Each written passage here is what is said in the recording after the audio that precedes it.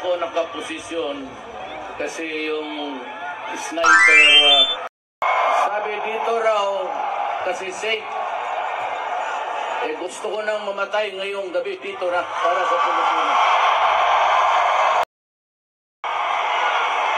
Saan man yung sniper ninyo, go ahead. I would be glad to die for the Filipinos. Ngayong gabi na ninyo ako patayin. Kasi pag ako ang nanalo ng kaupo, talagang papatayin ko kayo. Yayarin ko kayo sa paghirap ninyo sa Pilipino. Galit ako sa inyo. Kaya to the Filipino people, I kiss the flag of the Republic of the Philippines. Alam mo, sa totoo lang, I was elected mayor of Davao City in 1988. It's now 2015, mayor pa rin ako. Missing ko, wala akong ninakaw kailanman. Wala akong transaksyon na pinakialaman. Wala akong kalikuhan sa taong Davao kaya hanggang ngayon. Sa tuloy, napunta pa dito sa Luneta, naku. Ang pamilya ko halo. Ang apo, halika dito. Ito yung apo ko. Anak ito ni Pulong, yung Vice Mayor. Ito yung tiyahin. Ano na?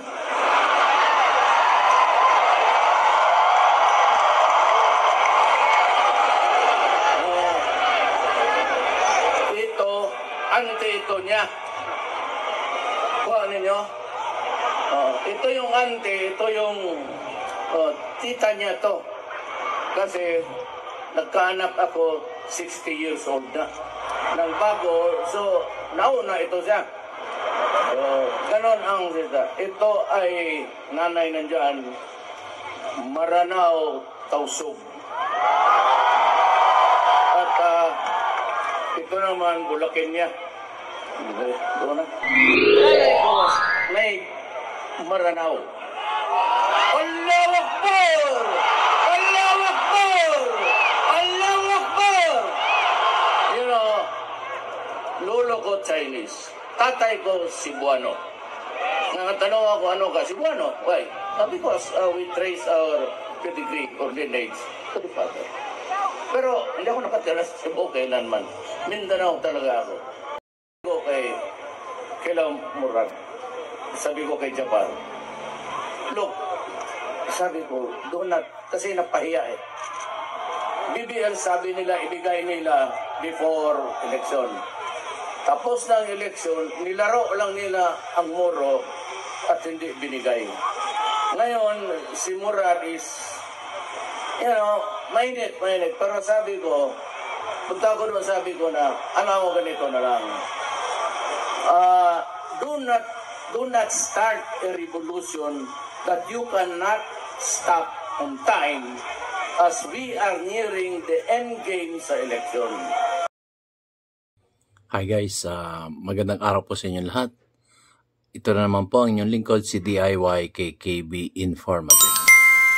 So, magbabalik tanaw po tayo doon sa mga pangako ng ating kagalang-galang butin dating Pangulong Rodrigo Roa Duterte. Amazing! Yung mga pangako niya nung siya'y nangangampanya pa nung 2016 doon sa Luneta. So, pakinggan natin at alalahanin yung mga pangako niya at yung mga ginawa niya sa kanyang panunungkulan simula ng 2016 nang maupo siya hanggang 2022. 6 na taon. So, sariwain po natin guys kung ano yung naitulong sa ating bansang Pilipinas, sa maliliit na mamamayang Pilipino at sa mga pangkaraniwang naninirahan dito sa ating bansang Pilipinas. So, sariwain po natin kasi alam nyo naman, medyo kaliwat kanan ng batikos na kahit walang katotohanan ay binabalik sa kanya. So, bago po tayo magsapol, ako po muna ay magpapasalamat sa aking mga viewers at lalong-lalo na sa aking mga subscriber na patuloy na sumusuporta sa ating YouTube channel DIY KKB. Maraming salamat po. So, simulan na po natin. Ito po ngayon ang talumpati ng ating kagalang-galang butihing dating Pangulong Rodrigo Roa Duterte. Ito na po siya.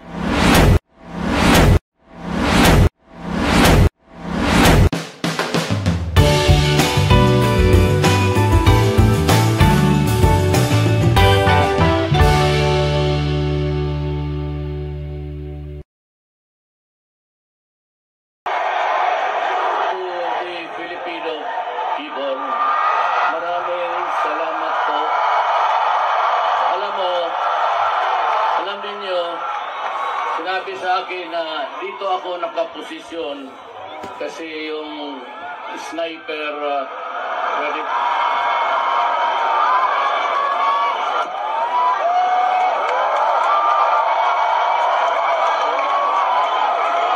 You know, Freddy Aguilar posted a song. He never told me. Kaibigan kami, magtagal na kami magkaibigan. Tapos may sabi sa akin na naringgan mo na ba yung... Sabi ko hindi, and that was the song, a very beautiful song. Kung gusto niyo malaman ang bayan, ang sitwasyon natin, makinig kayo sa kanta niya. Yan na yan. Sabi dito raw, kasi safe, gusto ko nang mamatay ngayong gabi dito na para sa Pilipinas. Saan man yung sniper ninyo, go ahead. I would be glad to die for the Filipinos. Ngayong gabi na ninyo ako patayin. Kasi pag ako ang nanalo na kaupo, talagang papatayin ko kayo. Walang halong biro yan. Talagang yayariin ko kayo sa paghirap ninyo sa Pilipino. Galit ako sa inyo. Kaya to the Filipino people, I kiss the flag of the Republic of the Philippines.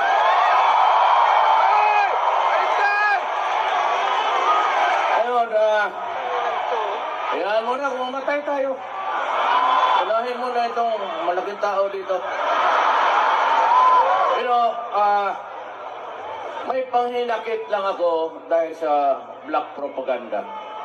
Alam mo, sa totoo lang, I was elected mayor of Davao City in 1988. It's now 2015, mayor pa rin ako. Missing ko, wala akong ninakaw kailanman. Wala akong transaksyon na pinakialaman. Wala akong kalikuhan sa taong Davao kaya hanggang ngayon.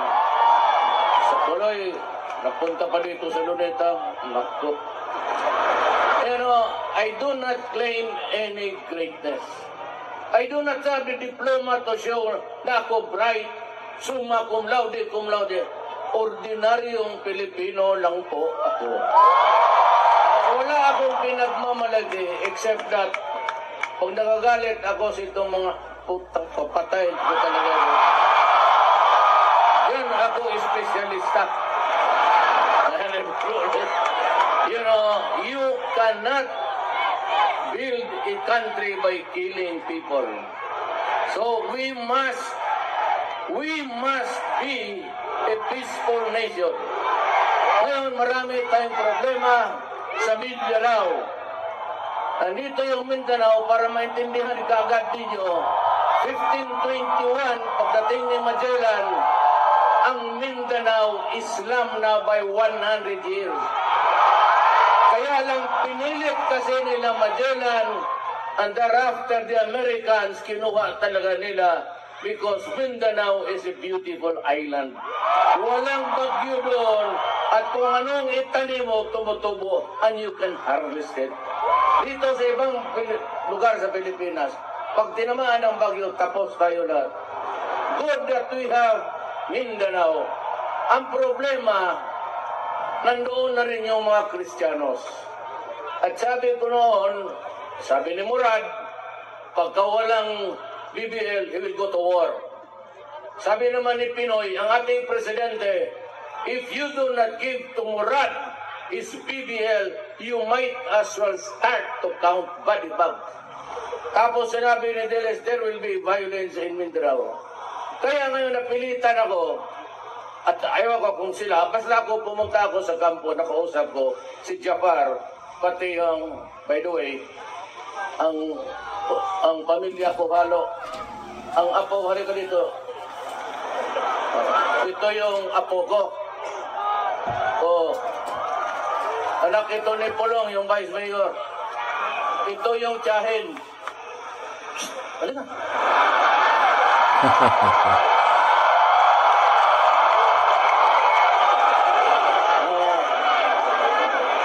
Ito, ante ito niya. Kuha ninyo. Ito yung ante, ito yung tita niya to. Kasi nagkaanak ako 60 years old na. Nang bago, so nauna ito siya. So, ganon ang sita. Ito ay nanay nandyan, Maranao, Tausug. At ito naman, Bulacan niya. Doon na. So yun guys, komentuhan natin ha. At ang nanay, Tingnan nyo. Oh. Isipin nyo guys. Siya nangangampanya pa lang noong 2016. Wala na siyang itinatago. Kumbaga, yung buhay niya, inilahadagan niya kung sino siya. At yung kanyang tabil ng kanyang dila at pangungusap, dala-dala niya nung nangangampanya siya. May mga ano pa nga May mga, papatayin ko kayo pagka inanapin nyo ang Pilipino, di ba? Yung mga ganon, yun po sasabihin ng iba, detret yan, de. Yun po nakasanayan na niya kasi siya isang politiko na, yung bang mga, tayo nga di ba? Minsan nagsasalita tayo ng hindi maganda, pero hindi yun talaga ang ating gagawin. Yun lang po, tuloy po natin. At meron siyang dating profesor na magpapatunay niyan kung anong uri ng klaseng tao itong ating kagalang-galang dating Pangulong Rodrigo Roa Duterte. Tuloy po natin guys. Pinakilala niya yung kanyang apo, ang kanyang anak na bunso, and nanay ko was may Maranao. Allahu Akbar! Allahu Akbar! Allahu Akbar! You know, lolo ko Chinese, tatay ko Cebuano. Nakatanong ako, ano ka? Cebuano? Why? Because we trace our pedigree or lineage to the father. Pero hindi ako nakatira sa Cebu kailanman. Mindanao talaga ako. Sinabi ko kay Murad, sabi ko kay Japan, look, sabi ko, doon na, kasi napahiya BBL sabi nila, ibigay nila before election. Tapos ng election, nilaro lang nila ang Moro at hindi binigay. Ngayon, si Murad is, mainit. Pero sabi ko, punta ko naman sabi ko na, ano ganito na lang. Do not start a revolution that you cannot stop on time as we are nearing the end game sa election. Sabi ko, okay lang yan kung ang presidente ito mga torpe. Pero kung ako ang presidente, I have to swear to the flag that I will protect the integrity of this republic and provide security, including the Moro, all people na from harm. Kaya sabi ko, pag magkagera tayo, I will have to kill you and you'll have to kill me. So, paano tayo nito? May mga karami kong Moro na grandchildren. May grandchildren rin ako na Christian. Saan niyo ako ilagay? I shoot you or you shoot me. O patayin ko yung Kristiyano. Punta ako doon sa Moro, doon sa lula ko. It's crazy. It's crazy. I told them that we will talk. hintayin ninyo, bigyan niyo ako ng kunting panahon, just give me enough time to craft whatever it is needed to arrive at a happy compromise here. Kaya sinabi ko sa mga kapatid kong mga Moro, it will be one nation only. One Filipino nation. Allahu Akbar! Allahu Akbar! Allahu Akbar! No, kayong hindi marunong. You know, when you say, praise be to God, that is what it means.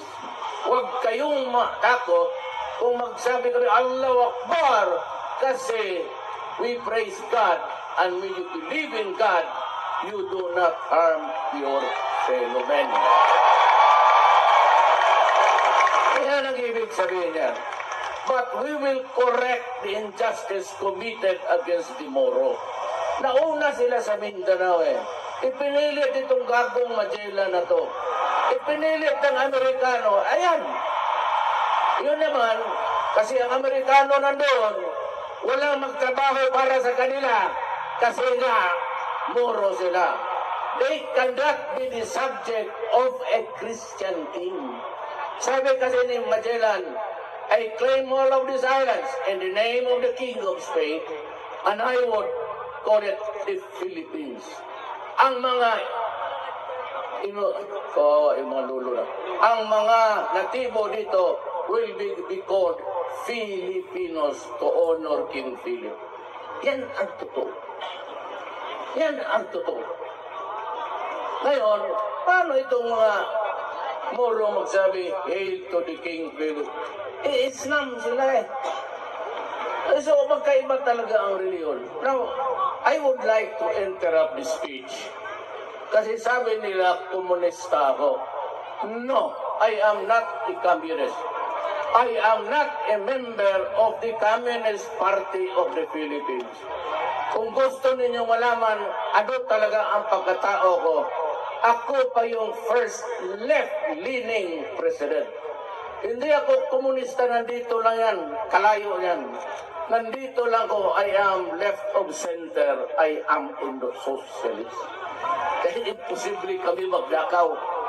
Ang pagpapalaban nga namin, the communists would like to wrest control of the government through yung para pakigbisog armas.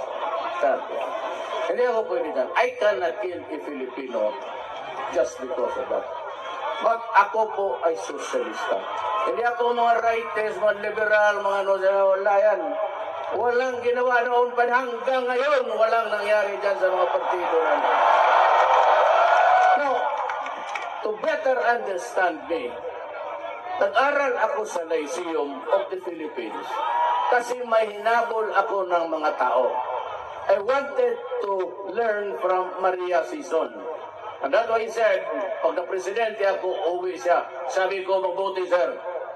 Alam mo, I was listening to you during the 70s. Noon may gera, doon nag-umpisa ang communist insurgency. I am now 71 years old. Naging mayor na lang ako, congressman, vice mayor.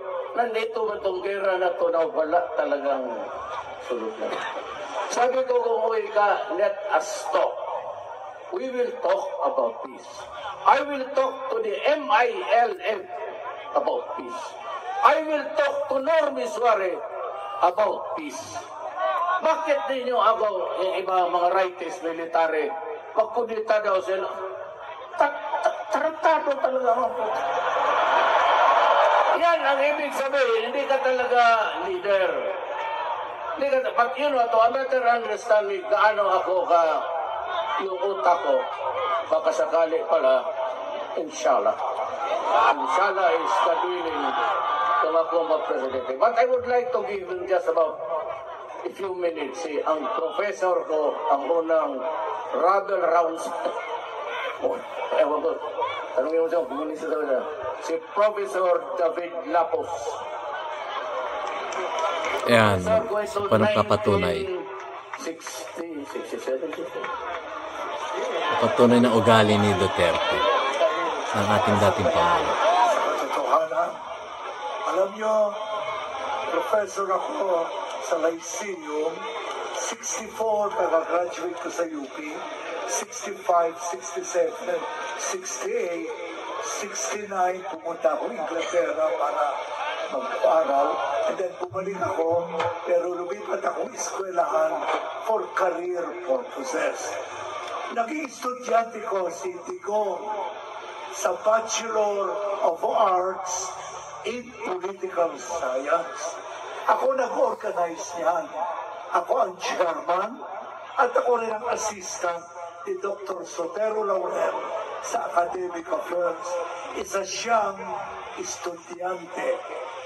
Naging miyembro siya ng isang legendary organization, ang Kabataang Makabayan.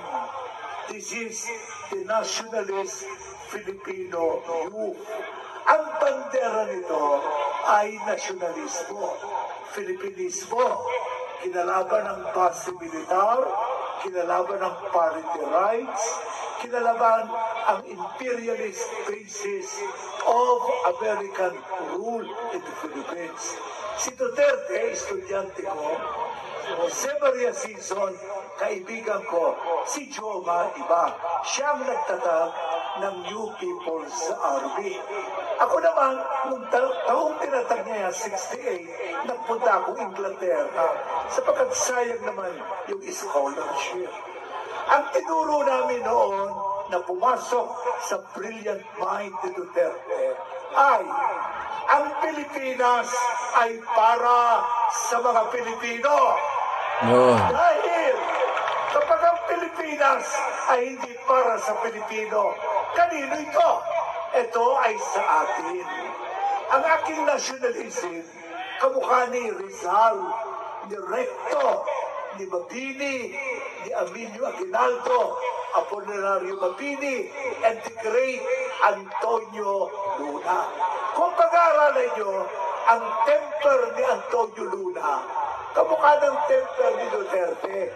Mainit ang ulo noon. Si General Antonio Luna, mainit ang ulo. Pero talagang nationalist guerrilla. Nagkaroon sila ng differences ni Emilio Aguinaldo. Alam nyo na ito, dahil napanood nyo yung pelikulang napakaganda, Antonio Luna.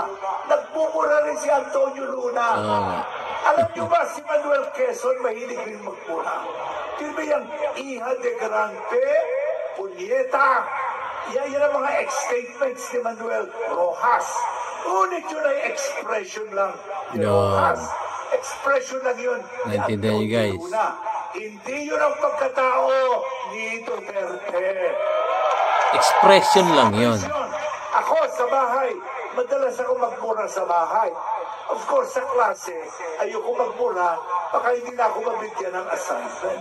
Pero sa bahay, nagbumura ako left and right. Lumalabas ang sama ng loob ko noon. Ngayon, naturo kay Duterte na tayo pwedeng tumayo sa sarili nating paa. Mag-isip sa ating sariling isip. Sino nagsabi niyan? Komunista ba? Hindi! Si Manuel Luis Quezon. Sa kanyang great fight sa Saranac Lake, sinabi niya, we must learn to think for ourselves and to stand for ourselves. Kasi minamata siya ni Douglas MacArthur at kinalaban niya si Douglas. In fact, ang gusto ni Manuel Luis Quezon, neutralismo sa Pilipinas. Hindi niya napaabot ito kay Franklin Delano Roosevelt dahil binabara, break Duterte, make it right. Break Duterte, will make it right. Break Duterte, will make it right. At isa na lang, Cayetano tayo, yes! Cayetano tayo, yes! Cayetano tayo, yes! Sa Lunes, magigising tayong maaga sapagkat kasabay natin magbubukas ang dukhang liwayway. Renaissance, bagong buhay ang lupa. Mabuhay ang dati kong estudyante.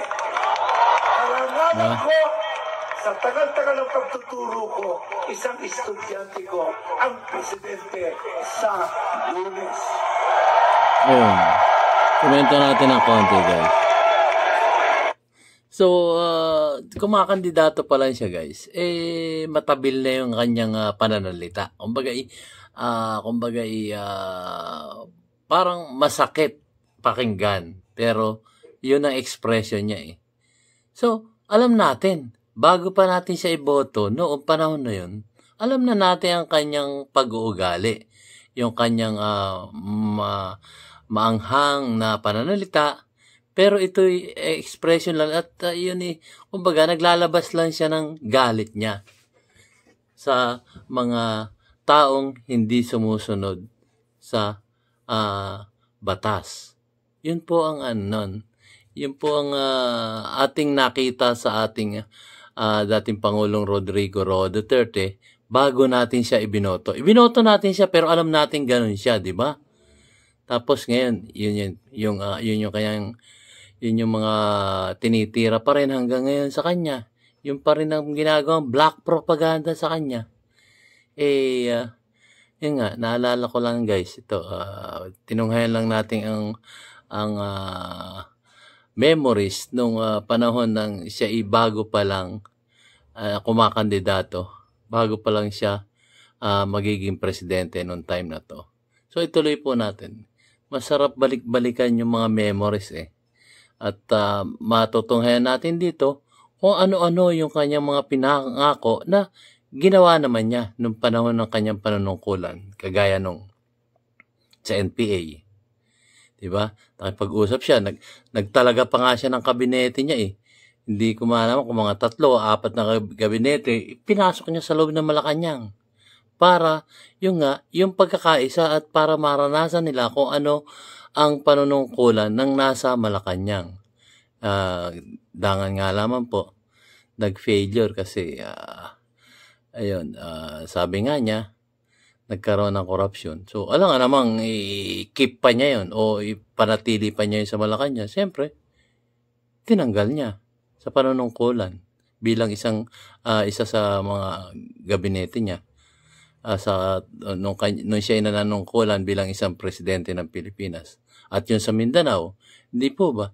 Nagkaroon ng sariling, kumbaga yung Bangsamoro, nagkaroon sila ng sariling area.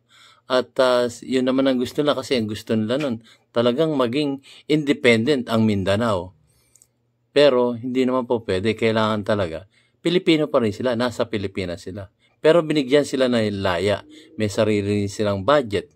So, yun yung pinangako niya sa mga Mindanaoan, yung mga Muslim. So, yun. Yung dalawang yun ang pinangako niya, yung tungkol sa NPA at tungkol dito sa mga Muslim na kanya namang ginampanan. Ang problema nga lamang doon sa NPA, nakitaan niya ng gusto nila gusto nila kasama sila doon sa manunungkulan doon sa loob ng gobyerno, hindi man lang naiboboto ng taong bayan. Doon siya hindi umayon. Kung gusto niyo maging manungkulan sa gobyerno, kumandidato kayo. Yun ang sinasabi niya nung panahon na yon. So hindi na tuloy yung peace talk, yung mga pag-aayos sa gobyerno. At yun, makikita niyo naman ngayon kung anong nangyayari patungkol doon sa mga. At naipangako niya, nagginampanan niya. Tuloy po natin guys. Medyo mahaba na yung mga side comment ko.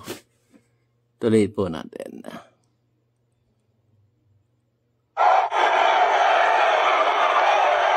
Marami yan silang binabulot ko.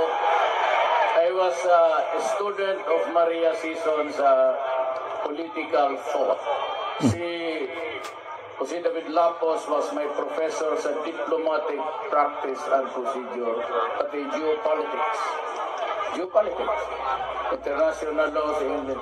Marami akong natutunan, kaya I am a man of contradiction sa iba. Alam mo yung pamasa-masa, kung talaga naghahanap kayo ng mahirap na tao, dito. Huwag kayong pumunta ng titingin-tingin kayo sana. No, I do not have the pretensions. Hindi ako sabi ko, wala akong credentials. Hindi naman ako graduate ng Wharton, ano?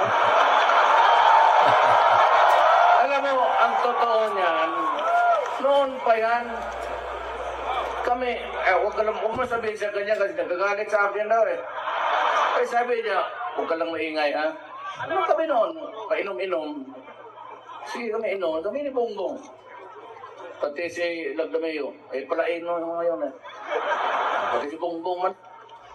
Sabi niya, ito si, wala pa eleksyon, matagal na. Eh, congressman pa nga ako. Sinabi, itong taong ito, Warton. Eh, hindi naman siya Warton. Kasi kami galing Marton, si Lagdameo, pati si Bongbong Marcos. Sabi niya, wala naman kami nakita doon na Ruhas na gumaduit doon. Tinitignan nila sa libro. Kaya, sinabi ko, ikaw Ruhas, do not, you go by pretensions. Do not pretend to be somebody when you are not. Sabi ko, ikaw, hindi ka graduate ng WARP. Nagalit sa akin, at sinabi na mo na sampalan, suntukan, barilan. Sabihin, palit natin ng girlfriend. Gusto mo?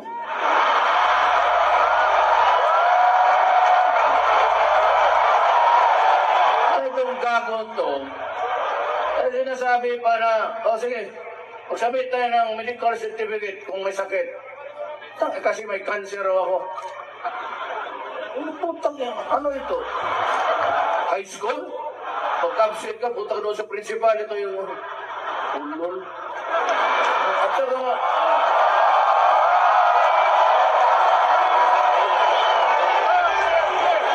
kaya naman kasi ako magbiro na tao.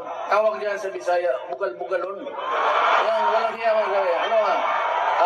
Cancer ko, skitsulo. Lalo nang walang pera, putang ina, magkakaroon ka talaga ng cancer. Ayan sila. Ganito ngayon. Bakit ako tumakbo? I am an insignificant figure in this country. You must remember that. Before the elections, hindi nyo kilala ang mukha ko. And I could walk everywhere. Walang ngayon, wala na. Ito yung kamay ko, nanabali ka na sigaw, ganun. Ayaw nang bitawan ng babae doon sa baon. Sakit, ano? Hindi ko talagang, parang pumutok yung babae, buti ko sana ba yung hinatak niya, bigay ko sa ganyan. Kamay eh. So, do you know the reason why I ran? Well, simply, because hinintay ko sila. I never wanted to be president anyway. Sabi ko, October 16, I was not around to file my certificate of candidacy. So, hinayaan ko sila. Sino ang takbo and would present a program that would promote peace in the land? Alam mo, nakikita ko sa walang nagsasabi that he will fix also in addition to the other problems Mindanao. Kinakabahan na ako. Alam mo ang aming, I'm not saying na muro yon. Ang aming cathedral pumutok on Easter Sunday at midnight massacres. To separate mo. Ang airport palabas ang mga pasayro, pumutok 37 tayo. Ang Pantalan, 3 madre na nakahilera, nakapila doon, papasok, patay. I'm not attributing ito, hindi naman talaga bawal sa Islam yan. But there is some insidious events, hindi lang ako, sa Buanga, bago lang, Cagayan, mga sa kumbensyon ng doktor sa Cagayan de Oro. If we cannot have peace in Mindanao, there will never be peace in the land.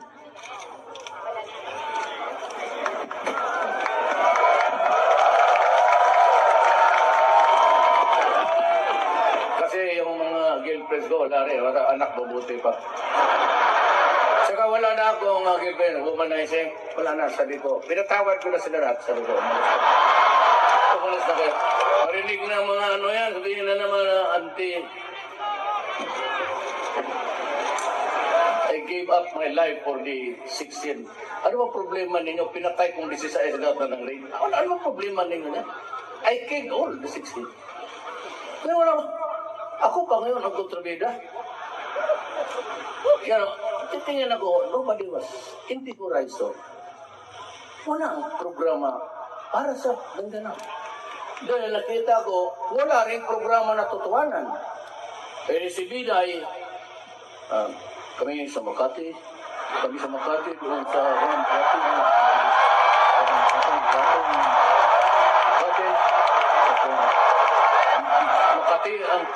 mga kamay namin sa Makati, kaya maubos ang pera.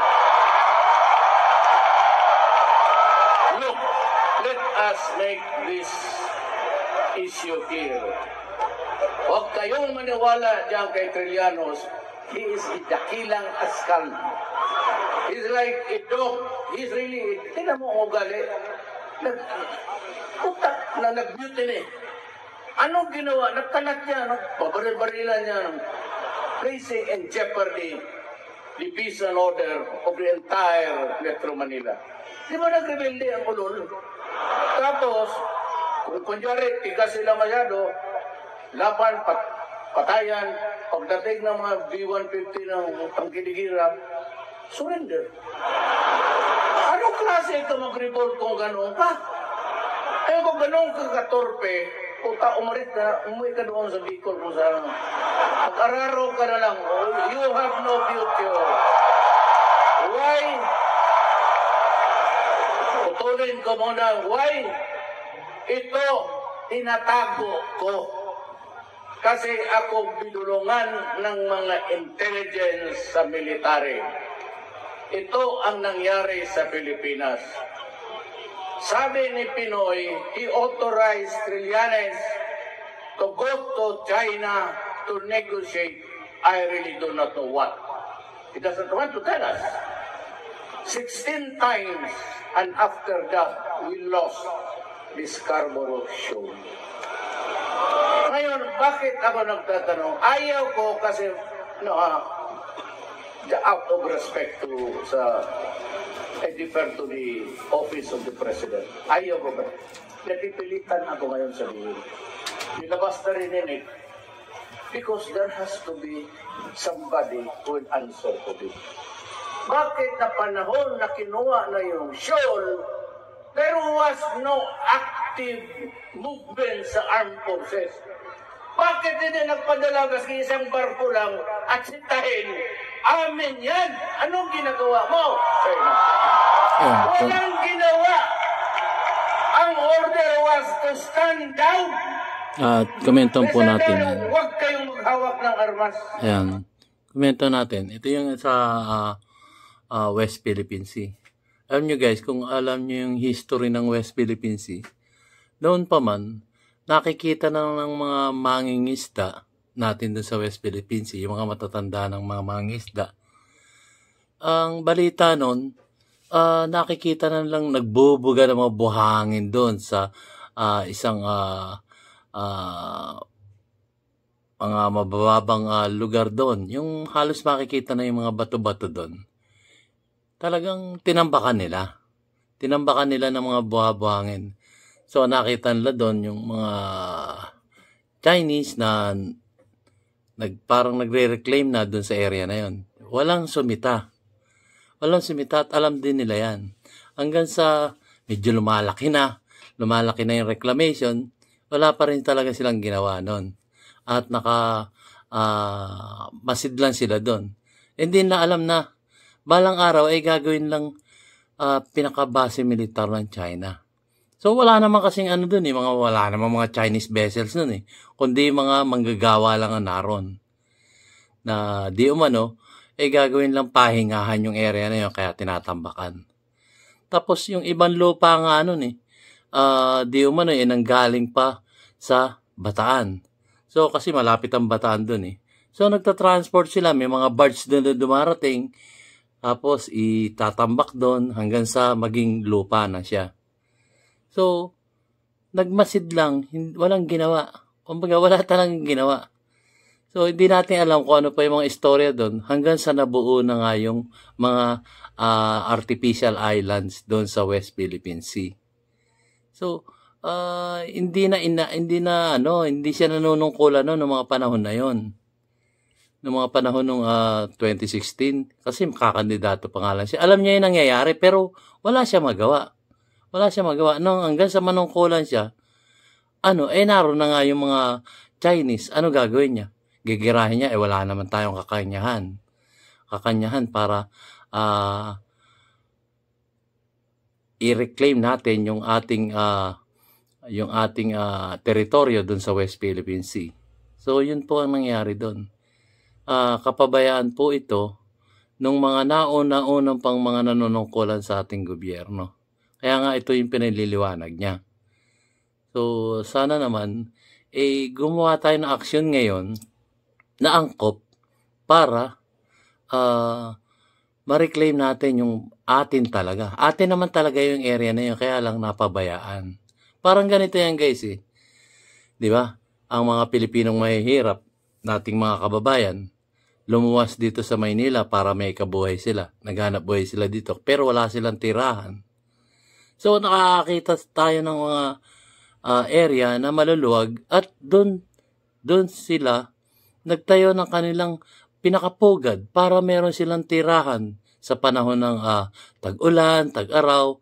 So meron silang tinayong tahanan doon na wala namang nagme-may-ari kundi ang gobyerno. So tinayuan nila doon.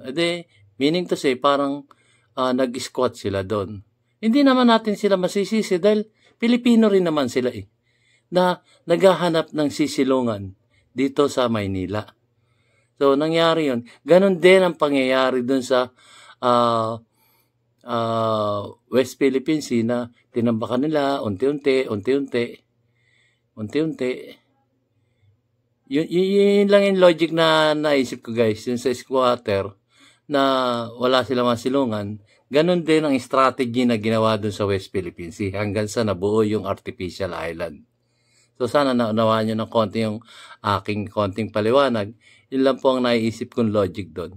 Na unti-unti nagtatayo sila ng bahay. Pero iba yung purpose ng ating mga kababayan mahihirap na naghahanap ng silungan kumpara mo dun sa West Philippine Sea. So yun lang ang naging logic ko. Paano nabuo yung artificial island doon sa West Philippine Sea. Pero magkaiba sila ng dahilan kung paano nabuo yun doon sa mga squatter at sa West Philippine Sea. Pero yung logic no, naroon yung unti-unti hanggang sa nabuo yung artificial island. So yun po, ituloy po natin yung paliwanag ng ating kagalang-galang butihing dating Pangulong Rodrigo Roa Duterte. Pinagbili nila ang bayan natin. Kaya ito sila, Peldon and Company, mainit yan. Kita mo hinahamon si Trillanes, makita tayo. Patayan niya, makita yung dalawa, tingnan mo. Pero you owe something to Peldon. Kasi gano'n lang yung tao na yan. Kaprinsipyo yan. Kita ka pumunta doon mag-isa. Paalis na siya, tapos binigilan siya ni Pinoy. Huwag mong sirain yung negotiation. Ano what happened? Anong klaseng negotiation? No positive result, except that we lost. Escarpo sir. So what was the 16 trips of Trillanes? What was it all about? What was it? Ano nangyari? Yan ang ayaw ko sanang bitawan kasi mainit ang mga sundalo. Baka hindi pa yan makaalis tuloy before kung sino manalo, baka magkaroon pa ng kupakan dyan somewhere. Akala ni Trillanes, kanya ang military. Ang military walang respeto sa kanya, lalo na pag mag-surrender ka. Pag mayroon kang isang, you embark on something, you finish it. Pagkamatay ka sa ginawa mo. Bakit hindi ka pagkamatay ni surrender ka, pagkain-kain ka para ubo? Ang nagawa mo, inubos mo yung tuwalya ng peninsula. Mga kutsara, tenidor, ubos. Ang kanilang wine cellar, ubos.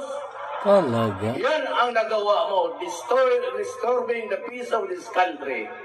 Going into a mutiny, military mutiny, and yet, nanalo ka kasi galit ang mga tao kay Arroyo at ikaw ang pumalit ng gago ka.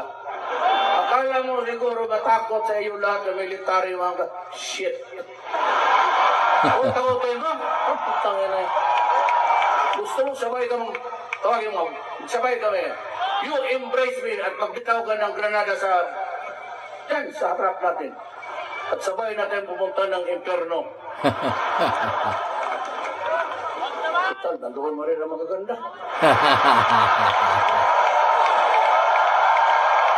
Ano kung gaano siya magtayo?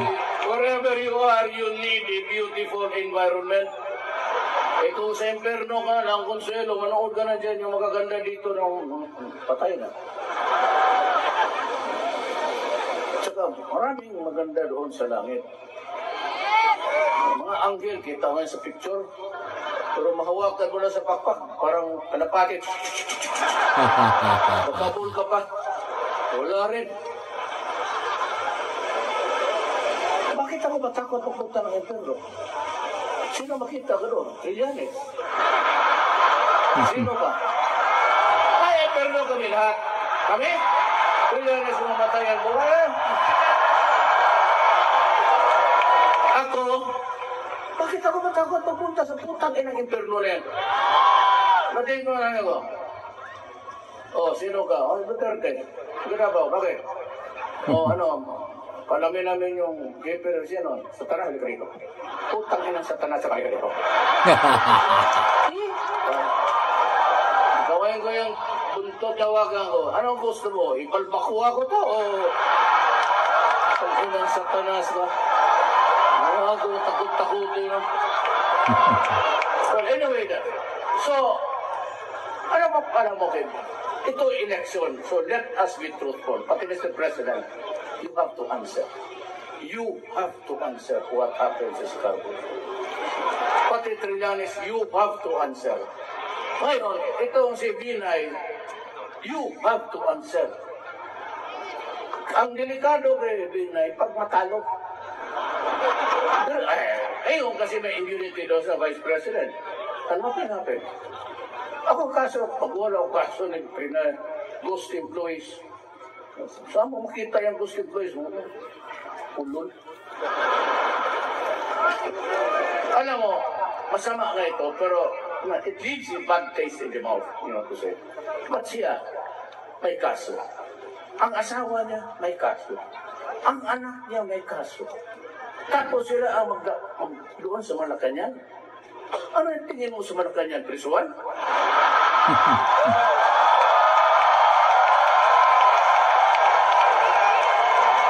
Kami naman sa, well, you know, we already done much with and yung mga continue natin ang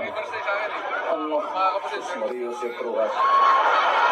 Rojas, mas arang-arang pa ito si mas better off ito si Rojas. He is the weakest link sa gobyerno. Hindi mo talaga, President. Kung baga kadina yan, chain, meron dyan sa isang chain, plastic, yun si Rojas.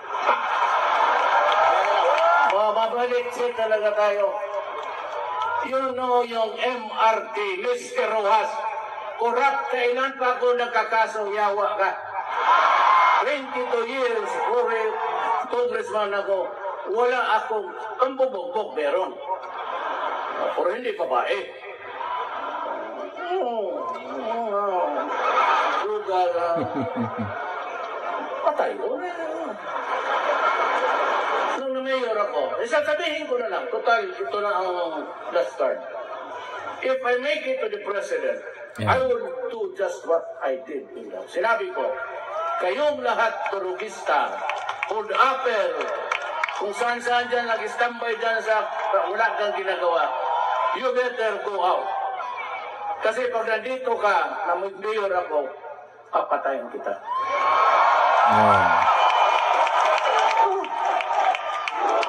Tapos yung nga niya na umalis, hindi umalis, patay talaga.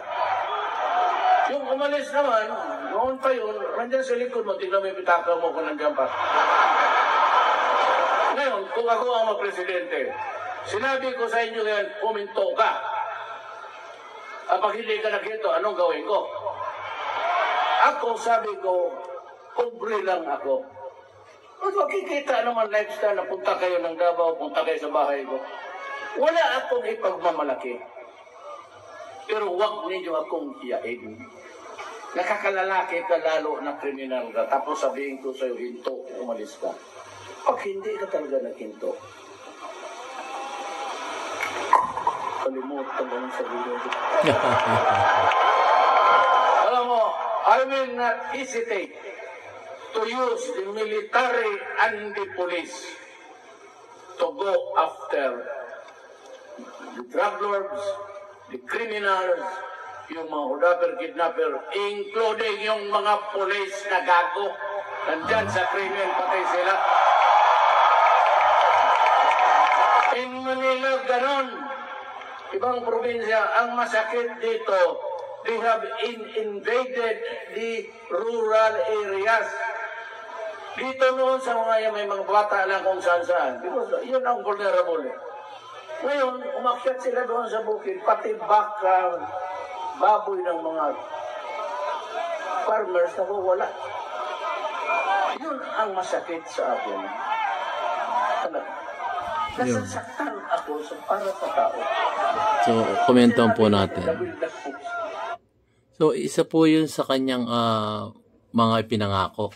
Yung sa droga, criminality. So, ramdam natin. Talagang, hindi man siya totally nawala, 100%.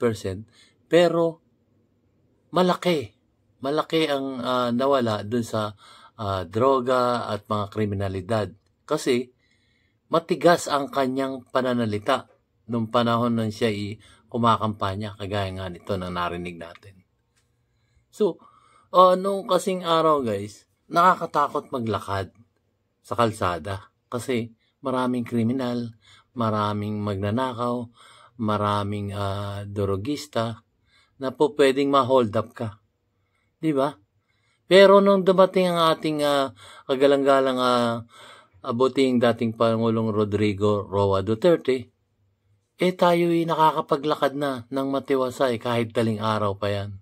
Ayun yung ginawa niya sa Davao at ginawa niya sa buong Pilipinas. So, hindi man perpekto ito, pero nagkaroon tayo ng ginhawa sa buhay. Nawala yung agam-agam sa ating mga sarili. Patungkol dyan sa mga krimen, patungkol dyan sa mga droga. Nawala po yon. Alam natin yon. Yan na ipinangako niya nung siya po nangangampanya. At ginampanan niya yon. Ngayon wala na siya. Kayo na ang sumagot. Ano po ang nangyayari doon sa naipangako na niya? Ito ba'y nagbalikan? O ito'y nawala? Diba? Pero nung panahon ng panunungkulan niya, talagang ang laki ng binawas. Naging matiwasay ang ating lansangan na kaya-gaya ng ginawa niya sa Davao City. So ituloy po natin. Nakakamiss lang po talaga yung kanyang mga matitigas na salita at talagang ginagawa niya pagka hindi ka sumunod sa kanyang alituntunin. Tuloy po natin. I do not pretend to be a nationalistic guy, but to me everywhere this is very important. More people listen to me carefully. Gabs, graduate ko rin sa San Beda, 72. Brad ko pa yan. Yeah, we have to build a election. Isa lang. Isa lang, Brad. Si Gabs Manoy, si Maranao. Isa lang ang election. But we have to make it good. Itong mga promises na walang nagawa. MRT. Ginawa yan. Panahon nila noon, maganda pa yan bagong gawa. Ngayon siguro, there's about mga 16. Ang kanilang mga coaches na bago na dyan na sa yard nila. Yung bagong mga, ang tigahila, ramakina, wala. Anong klase? Putang ina itong gobyerno to. Bakit ninyo ginaganon ang tao? Sumito mo, Birgit. God damn it. Ang repair and maintenance, binigay rin sa gumawa ng train. Ang ina itong Rojas na to, yung na-DOTC, sinabi niya kay Bitango, yung manager ng MRT, umalis ka dyan, gumawa ka ng korporasyon sa labas. Kasi yung repair and maintenance, it's 3 billion a year. Kinuha ni Mar Rojas, binigay kay Bitanggol, kanilang korporasyon. Ano ang nangyari? Mahulog ang train, tumirik ang train, wala na. Makita mo ang Pilipino, 4 people abreast. Yan, 2 kilometro. Diyan ako nasasaktan. Baka alam mo bakit? Putang ina, Pilipino ako. Ano? Tapos ganunin mo ang bayan ko, ay magkaletse-letse talaga tayo. Kasi noon, gusto ko na nga tumalon doon sa NPA. Kaya kung nabata lang ako ngayon, at estudyante ako. Ando na ako sa bukid. Really? Wala na. Hindi ko masikmura itong putang ina ito. Kita, bakit ko tinamaan si Pope? Hindi ko naman talaga tinamaan si Pope. Na-sprinter lang yun. Minsan, yung bunganga ko nga.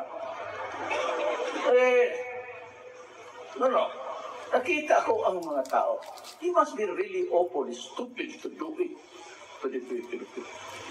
Doon si Ramos, epic. Hindi na doon sa Subic. Sinaran ang Subic and everything was okay. Dito sinaran ang EDSA. Sinaran ang Daily Boulevard. Ang tao ang naghirap. Pinababa nila. Sinira nila bigla. Sinira yung lahat. At ang tao nagbabaan sa kotse, sa bus, lahat na. Yung iba tumatay dyan sa sidewalk, ang mga bay umihin na ng palaka. Pabagaan na lang ng tawag mo. Pakapalan na lang ng mukha. Kaya ako nagsabi ko, I have so many. Kaya ako sa good manners and right conduct sa grade 4, 72 lang ako noon. Buti nagdala. Buti noon kay General Average, kay Kumpor, kagaya ng bar, pagsakay sila, wala na. No more Duterte. Kasi ano ba? But, you can listen to my epithets. You can even learn how I would curse a person. Swear. Pero ito, totoo. Look at my back. Tignan ninyo sa likod ko, sa buganga ko, tignan ninyo yung Pilipino. You will see a Filipino on bended knees, hungry and sad. Talagang totoo dyan. Kaya ako, kung mga presidente, kung natin na yan, siya president, iya ko lang. Ako, doon lang sa Malakayan, doon lang sa opisina. I will say this, siguro mga generals. Tapos yung mga diplomatiko, and if you. Tsaka hindi ako magpakain. Drinks will be served, hindi yung liquor. Kung gusto mo, Coca-Cola, Pepsi-Cola, Cosmos, ano. Ako to. Pwede ako nagbibiro, ha? Ako pag sa Davao, pag binibitawan ako ng salita yun, it will be limited purely to the Filipino. At malalaman lang, hindi ko kayo imbitahin kasi hindi kaya to.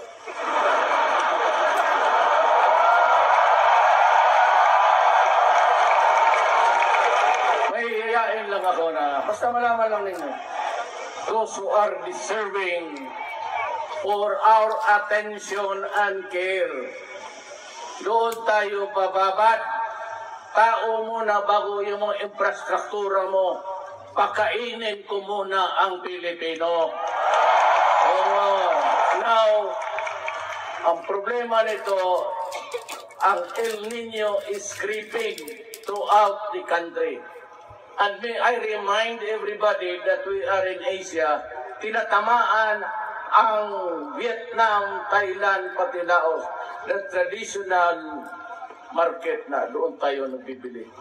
Tinatamaan na rin sila, baka magkulang, and there will be a shortfall of food. My problem now, in the next 3 months, pag hindi umulan itong, wala talaga, kaya yung drone yan, barilin ninyo. Ay, ano yan eh? Alien. Alien. Wala rin na. Alien, baka sa ano yan. Pero kay pastor yan. Yan. I have to provide para sa mayaman o mahirap. Especially ang mahirap, I have to. This is the equation. There must be food on the table that is available and affordable. Yan ang problema ko. How to come up with that equation, I really do not know. Sana may maiwan pang pera dyan sa gobyerno. Pero pag hindi, at naubos yan, asahan ninyo kayong lahat. Wala na, pasok ko kayo lahat dyan sa ninyong detention na pinakamaliit dito.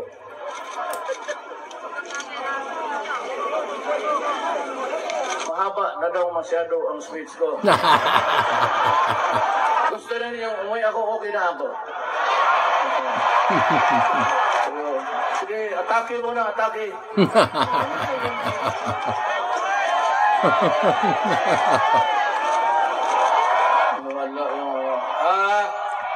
May galit talaga dito kay do not vote for people who defend criminals.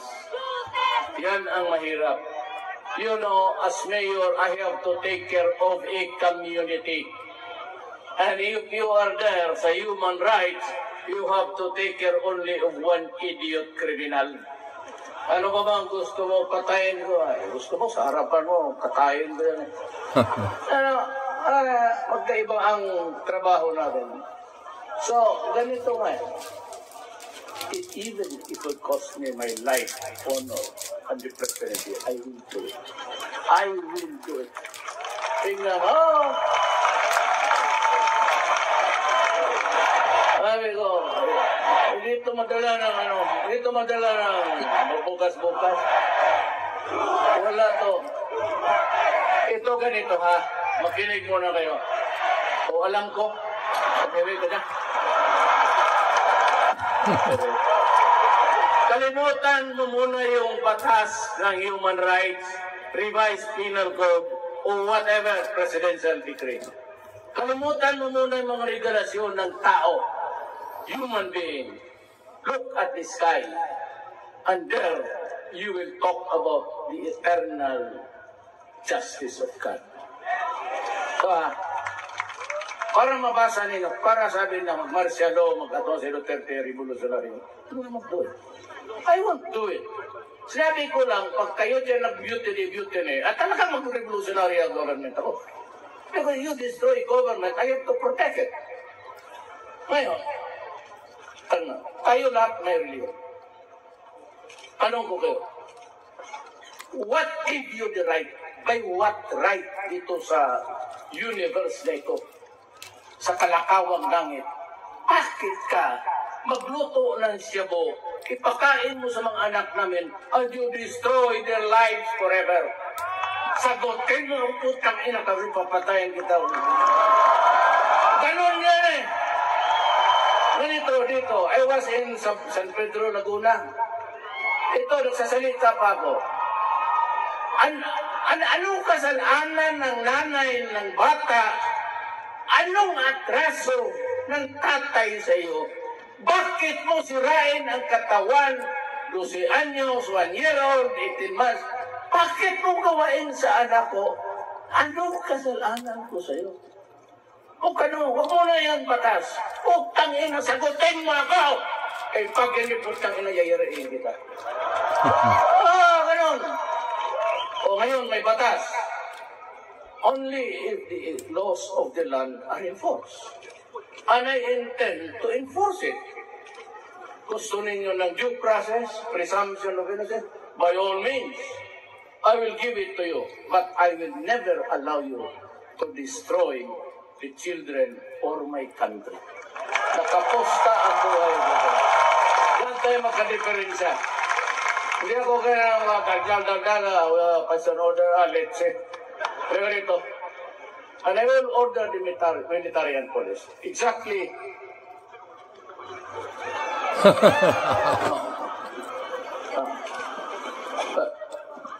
Ganito yan. Wala ano to. Ayaw mo tandaan. Mag-ano lang tayo, mag-usap lang tayo. Just, ang hinihingi ko sa'yo, ano dilo? Ito ang ma-advise mo sa inyo, sa amin, Mayor, ano dilo? Wala tayong gulo. Just ano dilo? Huwag ka mag-hold up, huwag ka mag-squat, mag-lalat. Do not create an environment of fear and hate. Ang problema yun na itong si Rojas, pati si Presidente, they are promoting hatred and division in the people. Pero bang sila na lang, as if sila na lang ang partido na lang, that is all that matters in this world. Kasi sabi ko, I will not die if I do not become the president.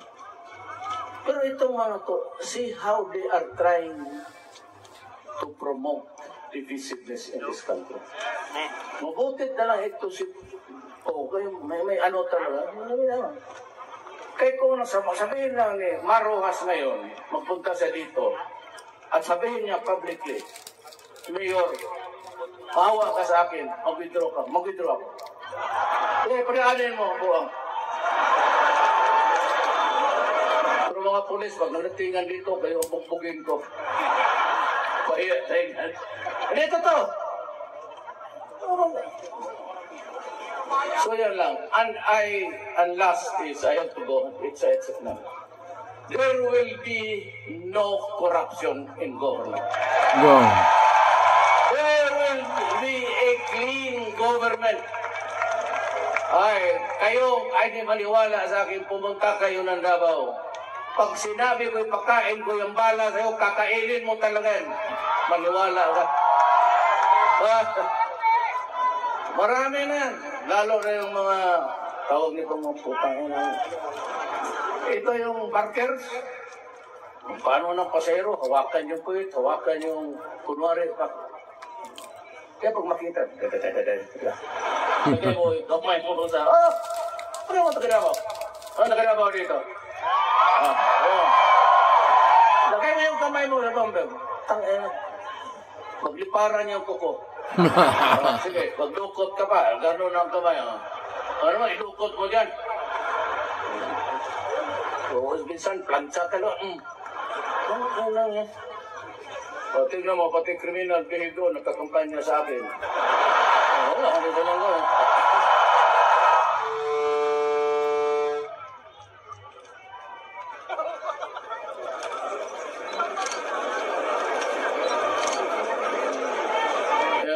Talagang anak ko, alam mo ito, siyempre laking anak niyo. Ang 4-piece daw, huwag kalimutan. Anak, hindi ko kalimutan yan. Alam mo ito, tingnan mo, takbo ng kulol ng feudalismo. Ano ito titignan mo? Para talagang yung landowner, sugar baron, pagkakuruan hindi na halal. Ninyo, pagka-presidente, yung 4-piece, wala na yan. Lukol. Buang ka ba? Pera mo ba yan? Ganito. Kayong mga mag-araro kayo ng 5 hektarya pag hindi wala kayo kain itong. Ganon yung mga sugar baron. Ganon yung mga mayaman, mga elitista. Kaya yan sila takot. They're banding together. At baby sabi ko nga, papatay niya yung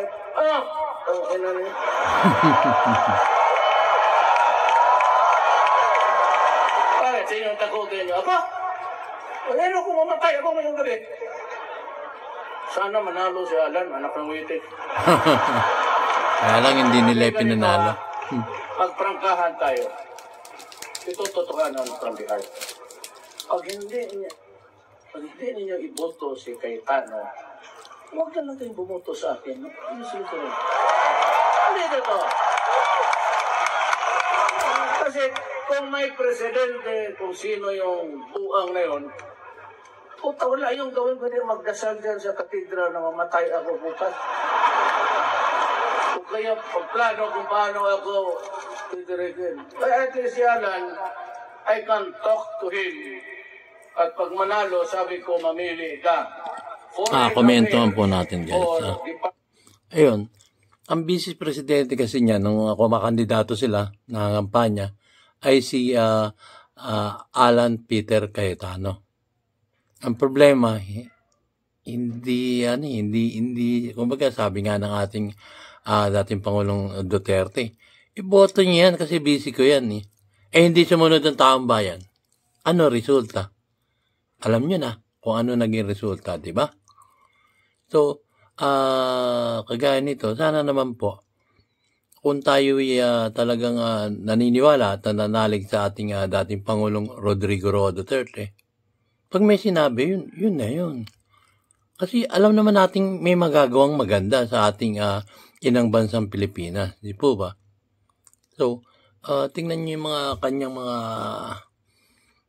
inilagay dyan sa Senado. Mga nagkikilusan yan. Kaya lang yung iba na kanyang sinabi ipoposisyon na sa Senado, hindi na ipanalo. May halos mangilan-ngilan lang o mga 5 o 6 o 7 yata yung naipanalo dun sa kanyang slate.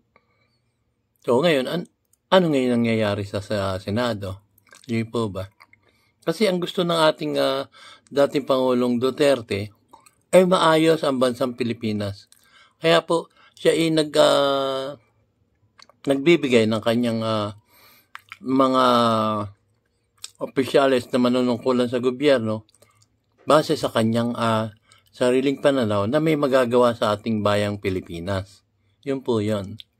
So, ito po, sana naman po, pag may sinabi, sumunod tayo kasi, alam niyo yun, dahil kasi yung mga sinasabi niya, ay talagang makakabuti sa ating bawat isang mamayang Pilipino. Yun po. Gaya nung, yun nga, ito nga, kay Senator Alan Peter Cayetano, hindi nanalong Vice Presidente. Ayun, nahirapan siya sa pamamalakad ng ating gobyerno. Imbis na ang presidente at vice presidente ay nagkakaunawaan, hindi nagbabanggaan, maganda sana, smooth sailing sana ang ating gobyerno noon.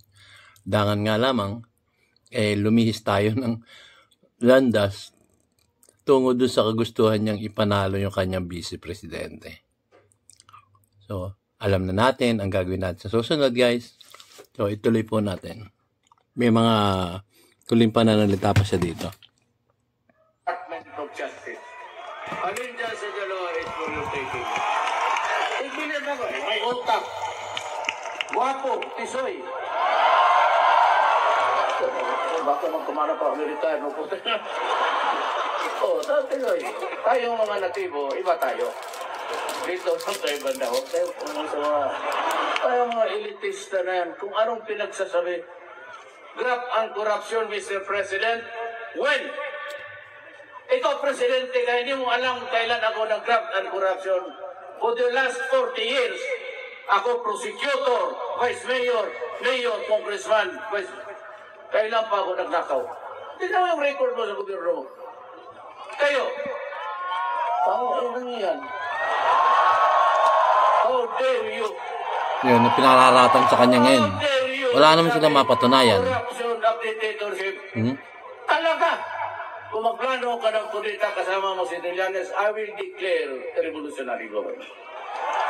Ngayon, ibalik ko yung death penalty, baka kayo, ayan ready na pala. Huwag mong alisin niya, kaya na ang gamitin natin.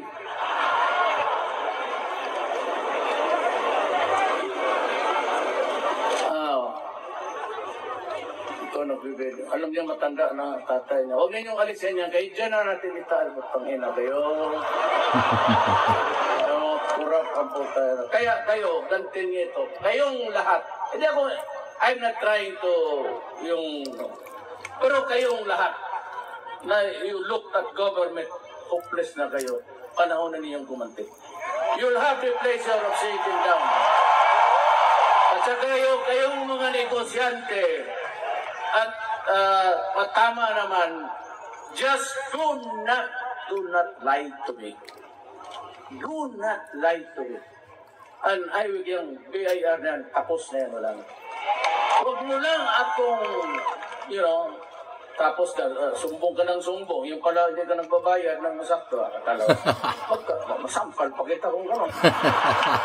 Ayaw talaga. Pero sabihin mo, Mayor, ito, tapos ito, and I will call him, and I fire him right in front of you. Umalis ka sa gobyerno, pag hindi, yayarain kita. Kakamiss talaga si Tatay Digong. Huwag mo lang akong, do not lie to me. Ayaw ko yung gano'n. Sabi ko lang na totoo. It will be a clean government. Yan, custom, kaya custom siya. Kaya mga taga-custom. Nandiyan kayo. Pagdaan namin, paglabas sa aeroplano, Congressman, yes sir, yes sir. Putang ina, isang train yung karbo. Nandoon pa sa Hong Kong yung buntot, putang ina niya. Sige, lawa ka sa. Mayor, Duterte, oh yes sir. Sige sir. Ano pag-ordinate ito? So mo. Bakit marami itong perfume? Sige ba, litritihan mo ito. You do not do that to the Philippines. Do not do it to the Philippines. Magka-diferensya tayo sa totoo lang. Baka hindi nyo akong kilala. You might want to start your research sa Davao. Nililis din niya ang airport doon. Kasi marami talaga akong pinahiya sa Davao. At nananampal talaga ako ng tao. Sa totoo lang. Nananampal talaga ako ng tao pag hindi ko gusto yun sa kapag sinabi ko, bakit ka nagbibinta ng Cebu dyan? Alam na ninyo delikado. Alam na ninyo sa bunganga ko. Narinig na ninyo. Ito mga elitista, wala, Marcialo. Bakit? Magago ba ako? Kung Marcialo, kausapin ko nga yung lahat MIMN pati NPA. So what's Marcialo for? Marcialo is really to meet the challenges of the revolutionary front. But you'd notice I never included sa criminality, sa drugs, itong tatlo. Why? Because sa Mindanao, talagang totoo yan. Historical injustice. So, ang NPA matagal na. Hanggang for as long as there is injustice, nandyan talaga yung left. Magpaniwala kayo, pag nandyan pa yung injustice. The cure of all of these things is that you build a society and a government that is responsive to the needs of society. Ang pinakamarami dito, it's about almost 85%. Komento lang natin, kapraso lang guys, ha? Sandali lang. Yung kagaya nun, black propaganda talaga sa kanya. Pag binoto yung presidente yan, magmamarsalo lang yan, mag-i-stay yan sa pagiging presidente. Gagayahan niya yung mga gumawa ng martialo noon para tumagal sa kanyang panunungkulan. Pero ano nangyari? Wala, hindi naman ginawa martialo, hindi niya kailangan yun. Hindi niya kailangan yung martialo. So, ayun, yun lang kasi ginagawang black propaganda noon. Paninira sa kanya para hindi manalo na bilang isang presidente. At isa pa, yung kanyang bibig na kumbaga talagang may kabastusan, expression lang niya yun pagka siya nagagalit. Alam naman natin yun at pinaliwanag na nung kanyang naging professor yun. At siya, pinapaliwanag din niya. So, yung mga black propaganda na yan, yun nga ang nagustuhan ng taong bayan, masyadong maanghang ang kanyang pananalita. Kaya nga natin sila binoto nun. So, hindi sila nanalo ng mga black propaganda nila. Ngayon, umaatake na naman sila. Wala na nga sa pagiging presidente, atake pa rin sila na atake kasi ang purpose nila, mabawasan ng followers itong ating Vice Presidente Sara Duterte. Yun po yun.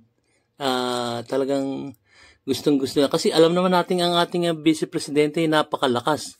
Biro mo yung 32 million. Tapos yung bising natalo nun halos wala pa sa kalahati ng kanya naging boto. Talagang top contender talaga yan sa pagiging presidente next election yan.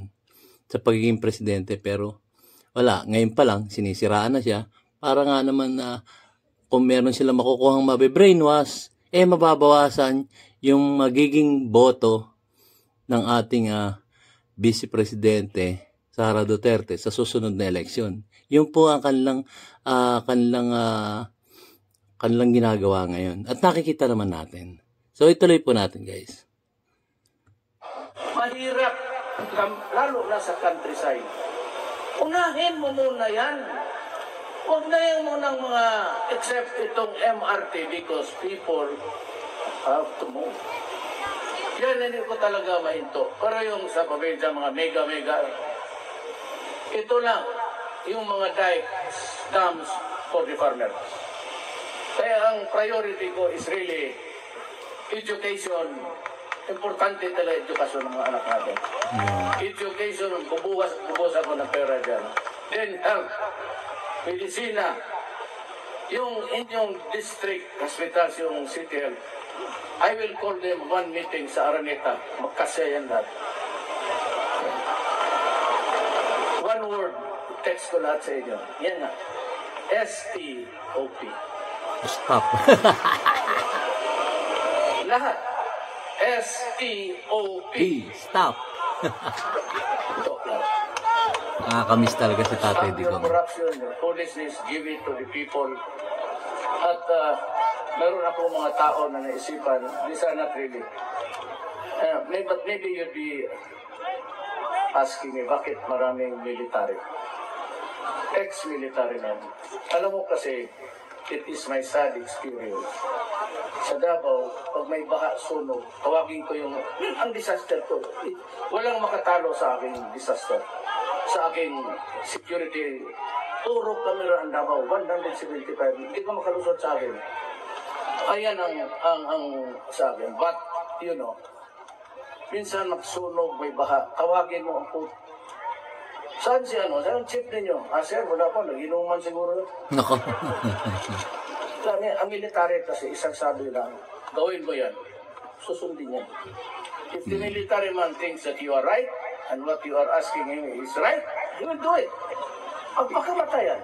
Oo. So karamihan dyan sa mga directors will be military men. But I will look for a customs pati.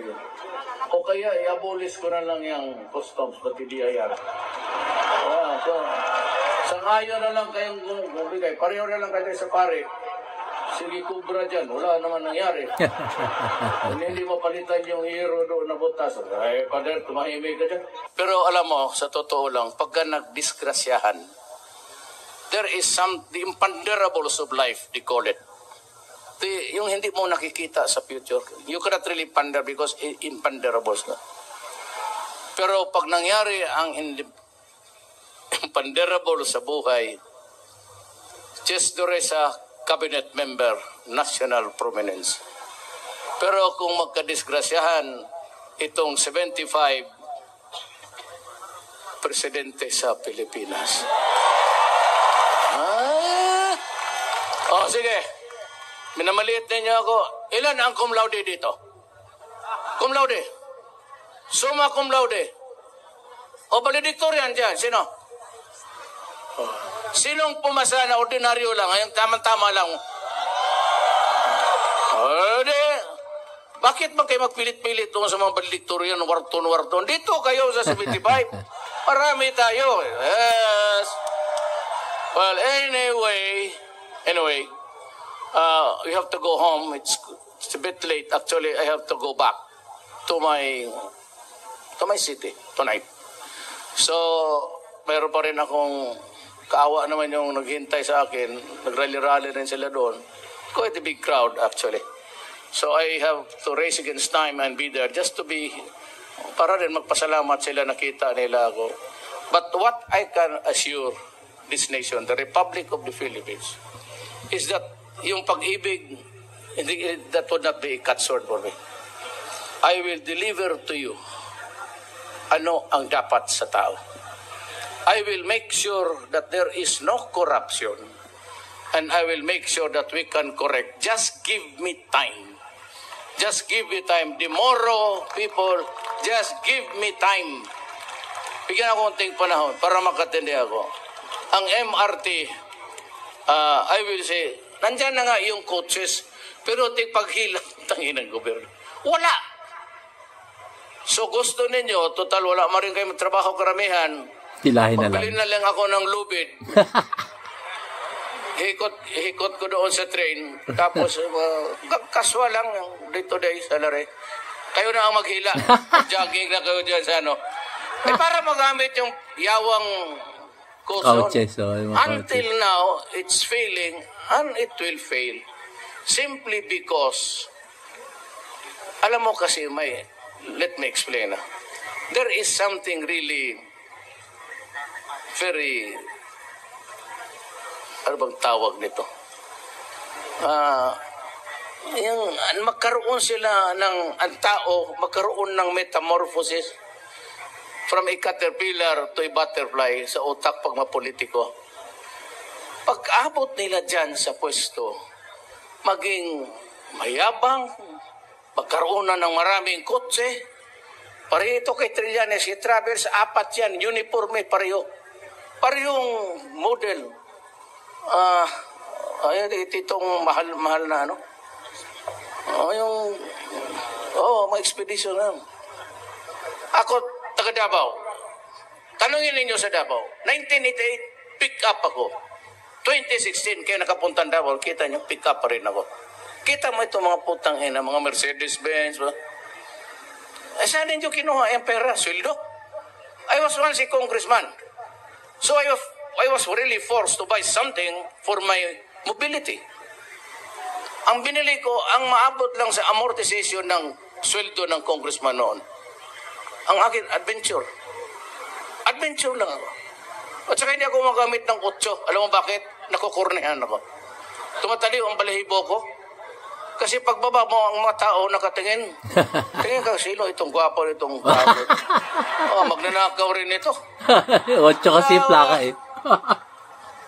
Makita mo yan. Ayoko I do not want to blurt out things which I cannot do, but you just watch me.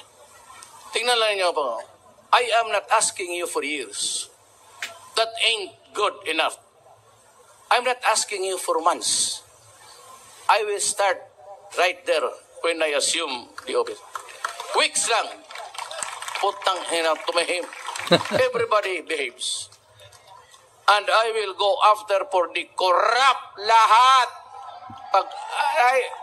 Somebody has to answer for all of these things that's happening to the country.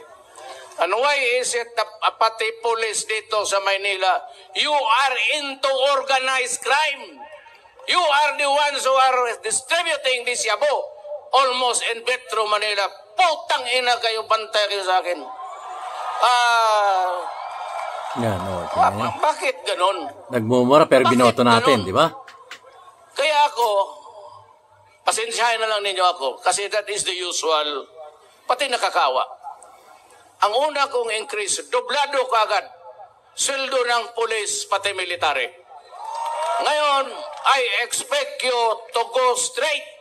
Yun. Kayong nasa droga, putang ina, papatayin ko talaga kayo. Tingnan ninyo. Ginawa niya, dinoble niya yung pasensya dyan. sweldo ng mga polis. Either you kill me or I will kill you, idiots. Huwag ninyo akong bulahin dito. Lahat ng kidnapping, anong klaseng pulis ka na harap-harapan sa EDSA, mag-kidnap kayo ng tao? Mamili ka pabili ka ng kotse, yung driver mo, sunugin, di mo lang, dito, masabi ka lang 100 Chinese na kinidnap na Filipino-Chinese or nationals. Maghingi ng ransom. Tapos wala na. Nihinuhay. Sana yung tao, wala na. Kaya ganon, hindi talaga tayo magkadil. Hindi ko matanggap. Sabi ko nga, I am staking my life, honor, and even the presidency. I will do it. Itaga mo yan kung saan mo itaga. Sa payag mo, sa puwit mo, putang ina ka.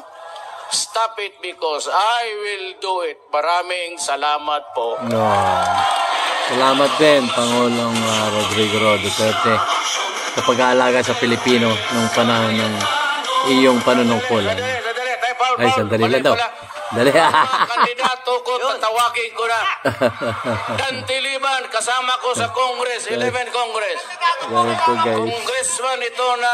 Ayun po, tinatawag na niya yung kanyang mga kandidato. So, guys, nakakamiss lang talaga ang ating dating Pangulong Rodrigo Duterte. Talaga nakakamiss po talaga.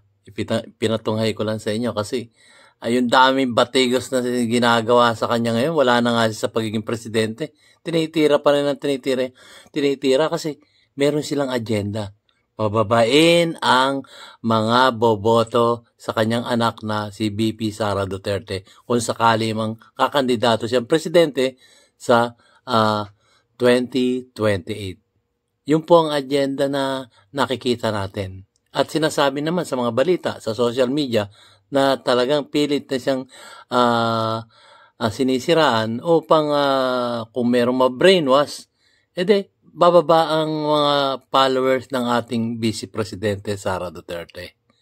Yun po yun. So, hanggang dito na lamang po guys at maraming salamat sa aking mga viewers at lalong-lalo na sa aking mga subscriber na patuloy na sumusuporta sa ating YouTube channel, DIY KKB Informative. So, sa mulit-muli nating pagkikita guys, maraming salamat po. See you on my next vlog. Nakakamiss ang ating Tatay Digong. Babalik yan sa Senado. Thank you.